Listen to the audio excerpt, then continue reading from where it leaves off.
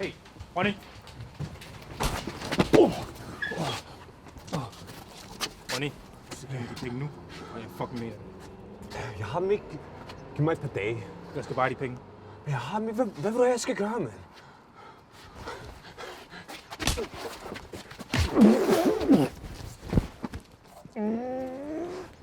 Ej, nu.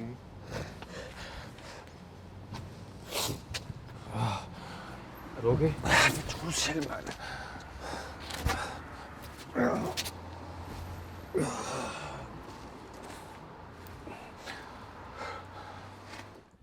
Thomas, hvor var det, vi kom til sidste gang? Ja, det er jo noget med, at Birgitte, hun spørger jo aldrig ind til, hvordan min dag har været, og hvordan jeg har det. Det er ligesom, hun gider mig ikke mere. Altså, det eneste, vi taler om, det er faktisk, hvad vi skal have at spise.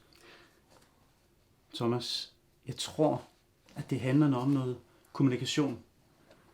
Ser du, Tina og jeg, vi har også haft vores spøvl. En perioder, hvor vi ikke snakkede sammen. Det var hårdt for os. Så vi satte os i sofaen, kiggede hinanden i øjnene og begyndte at snakke om rent følelsesmæssigt, hvad det gjorde ved os. Nu har vi det meget bedre. Kunne dig og Birgitte gøre noget af det samme? Ja, det kunne vi måske.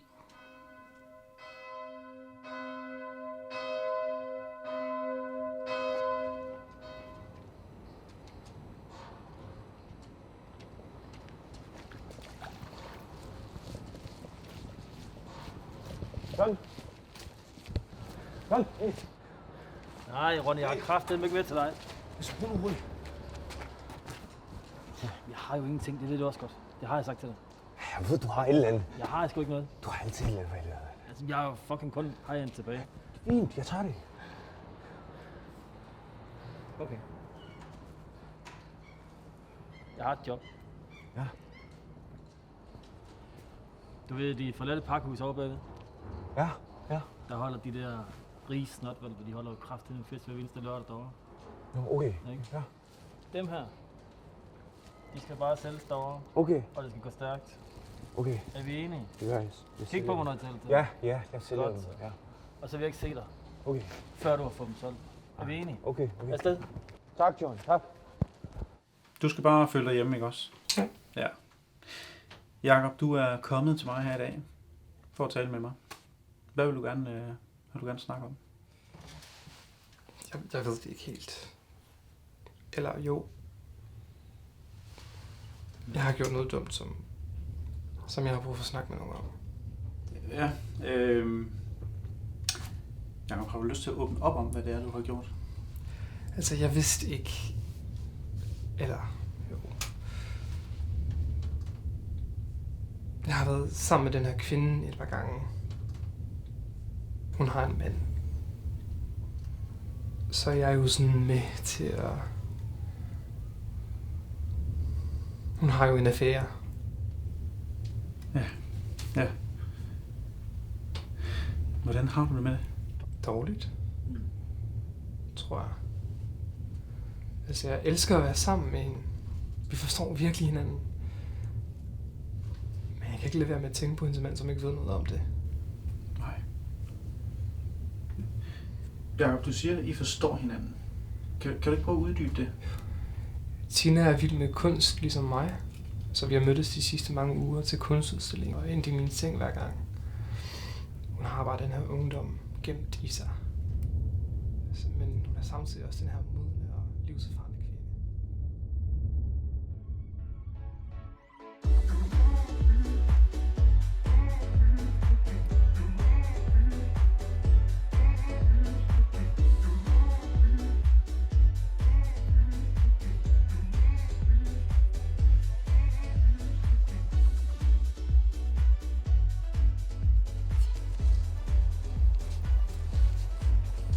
Griner du med mig? Nej. Jeg har bare ikke set dig før. Det er da ikke noget at grine af. Hvorfor har jeg ikke set dig før? Du er godt nok nysgerrig, hva'? Har du været slås? Jeg vil ikke kalde det en slåskamp. Fik nok bare mere tæsk.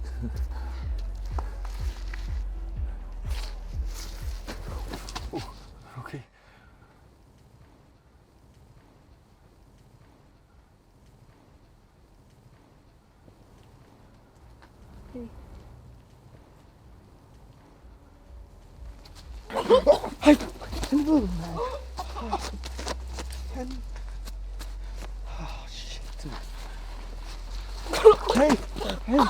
Hvad sker der?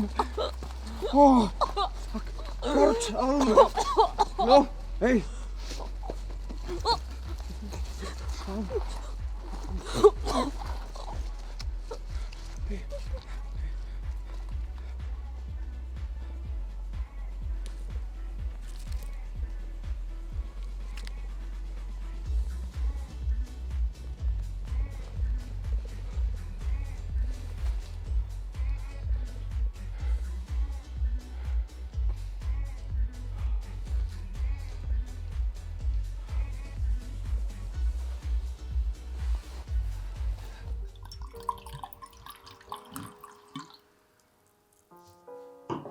Tina?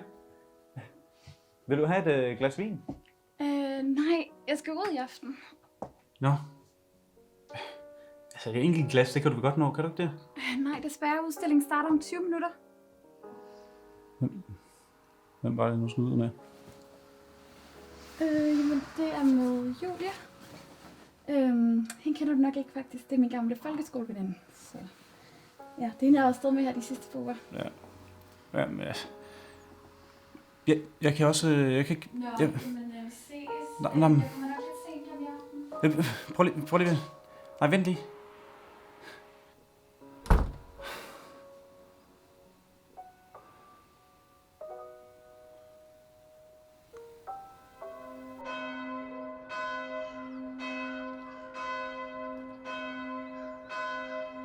Af jord er du kommet. Til jord skal du blive. Af jorden skal du igen opstå. Herren velsigne dig og bevare dig. Herren lade sit ansigt lyse over dig og være dig nådig.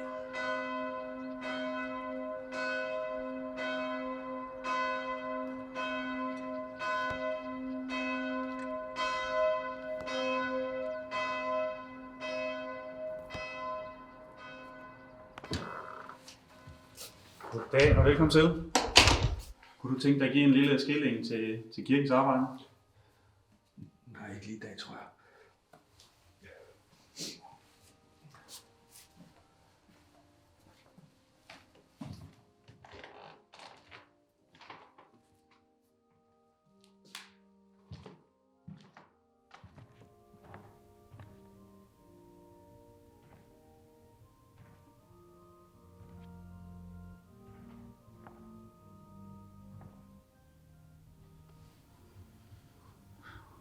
Seriøst, hvad ved du mig? Jeg vil bare høre, om du er okay.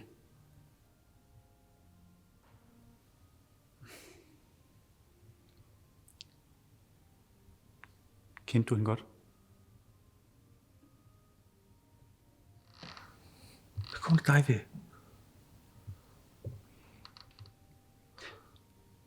Egentlig ikke noget. Men derfor kan jeg godt spørge. Det var min skyld. Eller måske ikke helt. Hvad tænker du på? Jeg skyldte folk penge, og de vil have dem hurtigt. Og jeg var nødt til at gøre noget. Det lyder som om, du har gjort noget dumt. Men det har aldrig været din intention. Jeg ved ikke, hvad jeg fuck skal gøre.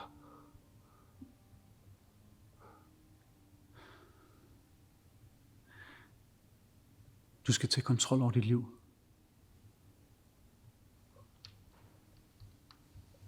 Og det har du måske.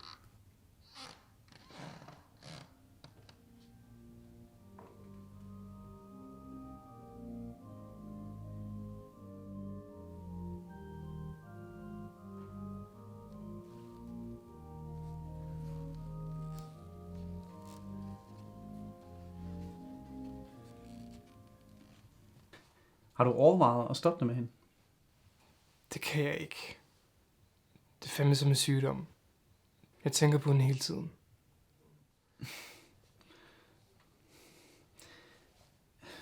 Ved du overhovedet, om hun er klar til at forlade ham? Til fordel for dig? Altså, det håber jeg. Men hun snakker aldrig om manden, så jeg aner ikke en skid. Heller ikke om hendes følelser for ham. Hvad mener du? Hvordan hun overhovedet kan finde på at gøre det over for ham. Nej, det har vi ikke lige. Jeg tænker bare, et hvert anstændigt menneske med respekt for sig selv. Ja, i den situation må hun utrolig dårlig samvittighed. Og har brug for at snakke med nogen omkring det. Men det er ikke lige vent, eller hvad? Nej.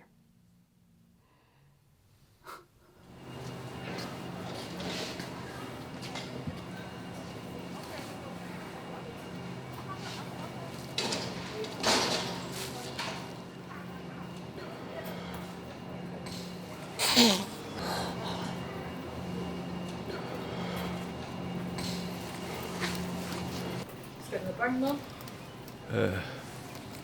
Nej, det er lige meget. Jeg lægger lige en mynt. Hvad er donationen til? Det er bare nogle børn, der samler ind til Red Barnet. Skal de her bruges? Nej, det tror jeg ikke. Skal vi have mønter? Finder I nogle mønter? Jeg har nogle mønter. Ja, tag den der.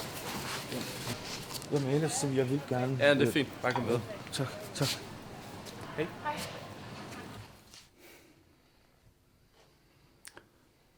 Hvad får det dig til at føle?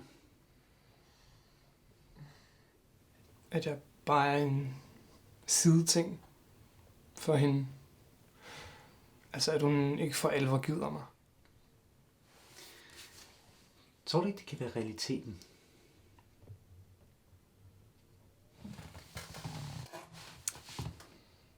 Har du det aldrig dårligt over at være skyld i hendes affære?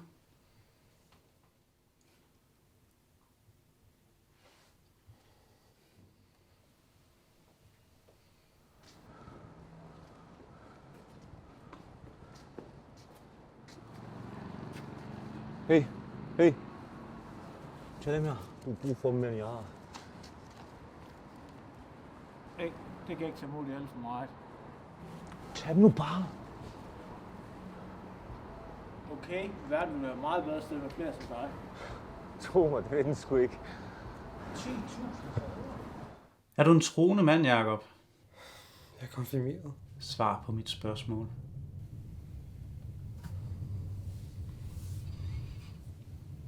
Jeg ved snart ikke, hvad jeg skal tro på længere. Men det er jeg vel. Siraks bog, kapitel 30, vers 17. Hellere døden end et bittert liv. Hellere evig hvile end uhelbredelig sygdom.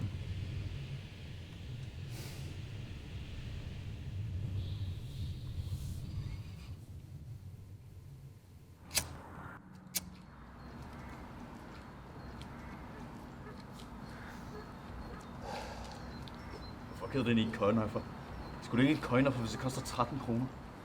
Jeg kan da godt finde 13 kroner i mønter.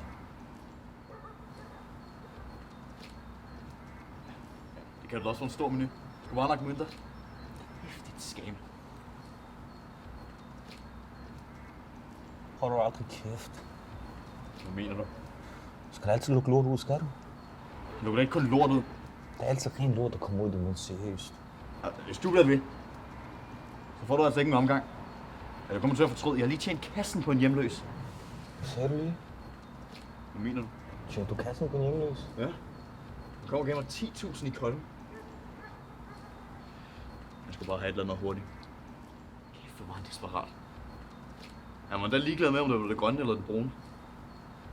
Fucking skov.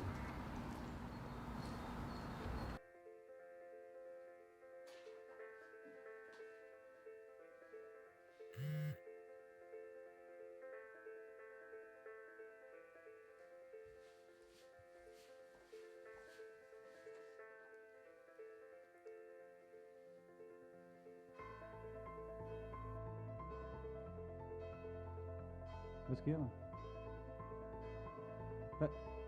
Hvad sker der? Hallo? Tina? Hvad? Nej, det er ikke noget.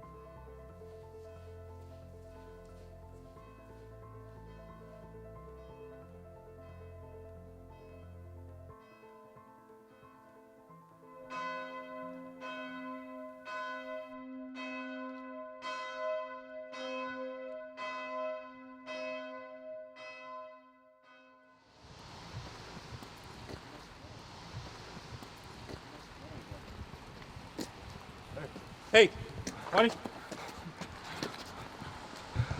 Der er gået nu. Ham ikke.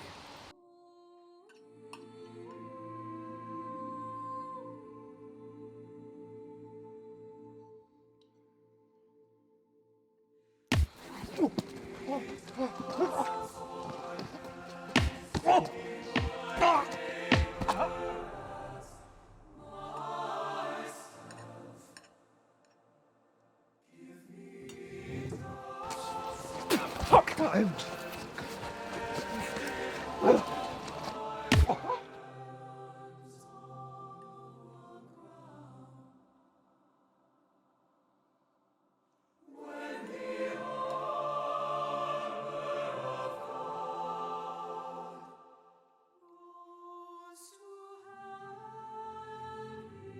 Oh.